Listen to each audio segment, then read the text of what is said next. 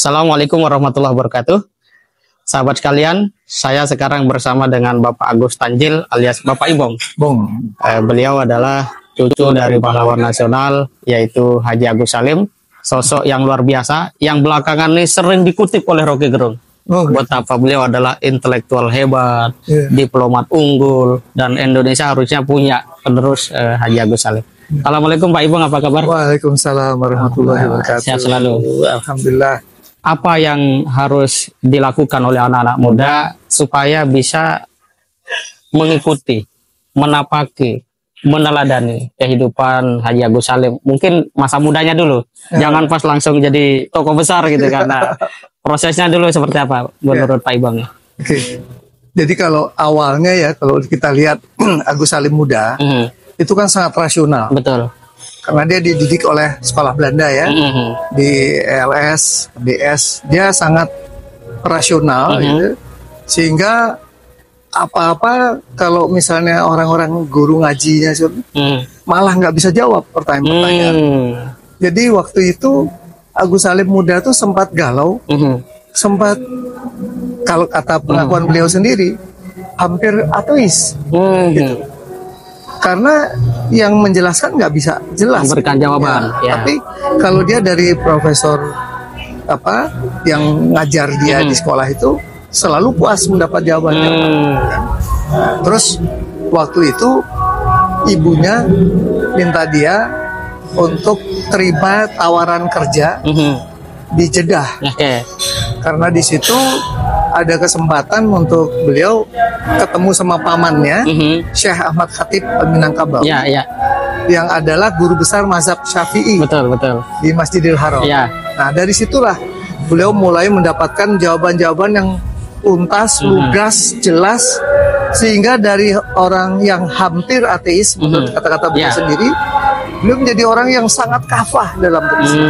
Insyaallah. Nah kalau orang berislam secara kafah, itu udah nggak ada yang ditakutkan lagi. Karena orang udah tahu bahwa apapun yang terjadi itu adalah yang terbaik buat dirinya menurut Allah yang Maha Tahu. Masya Allah, betul. Jadi nggak ada lagi yang perlu ditakutkan pada kita semua ini. Gitu. Jadi yang penting buat kita tuh hanya berusaha, berdoa, tawakal. Masya Allah, luar biasa. Kita harus berusaha, kemudian kita berdoa supaya usaha kita dapat berhasil menurut yang kita tahu. Kemudian kita tawakal karena apapun yang terjadi pada diri kita itu adalah apa yang terjadi baik buat kita menurut Allah yang Maha Tahu. Masya Allah, luar biasa. Nah, satu hal lagi, Pak Ibong, apa yang paling berkesan dari mungkin cerita orang tua Pak Ibong atau mungkin dari bacaan Pak Ibong atau mungkin pernah interaksi dulu walaupun sebentar misalnya dari seorang sosok Haji Agus Salim? Karena problem kita sekarang adalah bagaimana mendidik, mengkondisikan anak-anak muda punya tadi kesadaran membaca, berpikir, sehingga punya nalar kritis seperti Haji Agus Salim itu. Seperti apa? Jadi begini, Haji Agus Salim itu orang yang pendidik.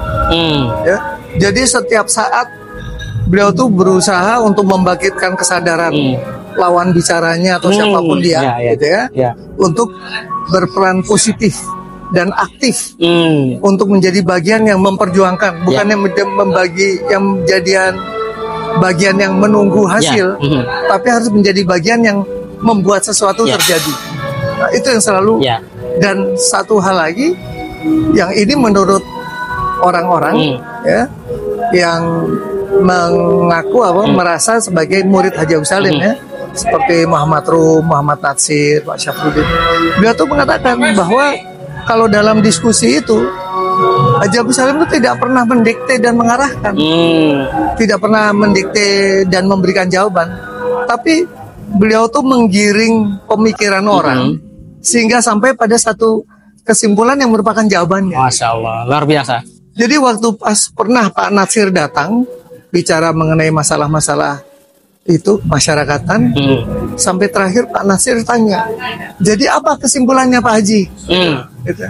Terus Agus Salim bilang, loh barusan Anda sendiri yang memberikan pemikiran, memberikan gagasan-gagasan. Jadi beliau itu tidak mendikte, tidak mengapa, tapi mengarahkan untuk dialektika berpikir sampai kepada jawaban gitu. Jadi hanya membuka cakrawalanya. Betul. Silakan masuk. Jadi gitu, tidak mendikte, tidak menyuruh orang seperti itu ya. Itu yang saya pikir satu hal yang harus diikuti oleh orang-orang yang membentuk kader gitu. Satu fakta tentang Agus Salim, setuil yang saya baca itu Pak Ibong adalah di dalam buku karyanya Bang Hadi Nur Ramadan tentang AR Baswedan. Ya waktu itu AR Baswedan kan jadi anggotanya beliau kan dalam delegasi kemerdekaan RI untuk ke Mesir. Yang menarik itu adalah cerita tentang bagaimana Haji Agus Salim pakai sepatu yang sudah bolong, kemudian baju yang kumal, dan datang ke Mesir hanya dengan secarik kertas yang ditulis setara paspor itu kan. Nah ini kan sebuah mental yang luar biasa, ya kan, ketangguhan superioritas yang tinggi. Bagaimana itu bisa terbentuk?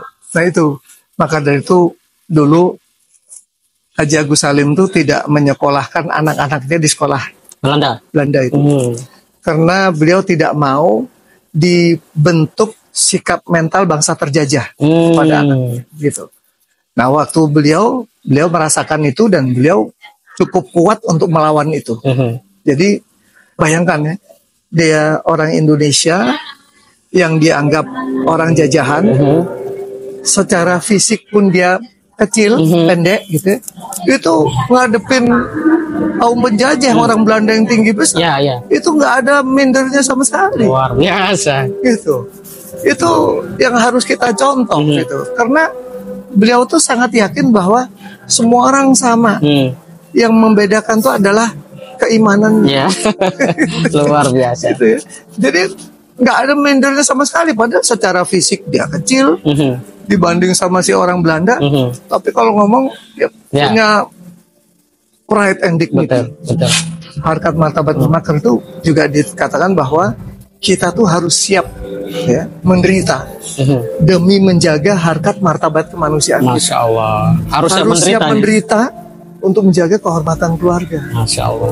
Harus siap menderita menjaga kemuliaan bangsa.